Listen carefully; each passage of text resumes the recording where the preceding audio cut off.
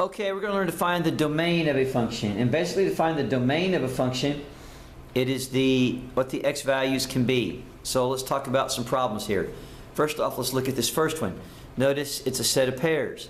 So the domain is just the x values, which in this case would be what? -3, -1, 0. Okay, set in all the ordered pairs. It's just the first value. And it is a function because none of the first values repeat. And all the x's were -3, -1, 0, that 2, not that 2, or that 2, but that x2, and 4. All right? So look at B. Is B limited any? No, because it doesn't matter if x is positive or negative, I can still work that problem. So it is basically all real numbers. You can use a little real number symbol, or write all real numbers, or you could write -infinity to infinity. What about C? Well, it cannot be, the denominator cannot be 0. So basically, if I were to put it, what would make the denominator 0?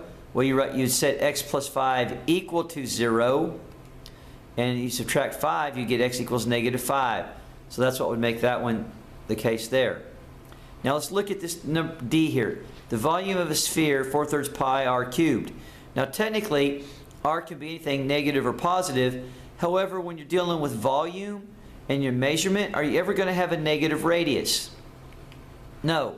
So basically, technically, you could plug math formula-wise in. It could be all real numbers. But because we're talking about a word problem here, and the reality of it is you're only going to have a radius is if you have a positive number. Otherwise, you don't actually have a object to measure. And that makes sense. So the answer to D is just simply the real number is greater than 0. And 0 is not part of the answer because then you wouldn't have an object to measure the answer in. And then basically for 4 minus 3x, you have to consider it's all the values because you cannot have a negative in here.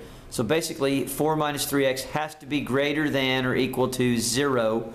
And if you were then to add 3x to each side, that's probably what I would do it, and then -4 basically, or actually -4 to each side, divide by -3, be any real number greater than 4/3. It can equal 4/3. 4/3 will give me 0 on this, and any number greater than 4/3, and it can equal it. So that's what it says, all real numbers that are less than or equal to 4/3, and it has to be less than the negative one, because look at this right here. Because a negative times a negative makes a positive. If I had a big positive value, so it's not greater than, it's the numbers that are what? Less than the 4/3. All right, we make that particular deal true. All right, let's look at a little bit different type problem now.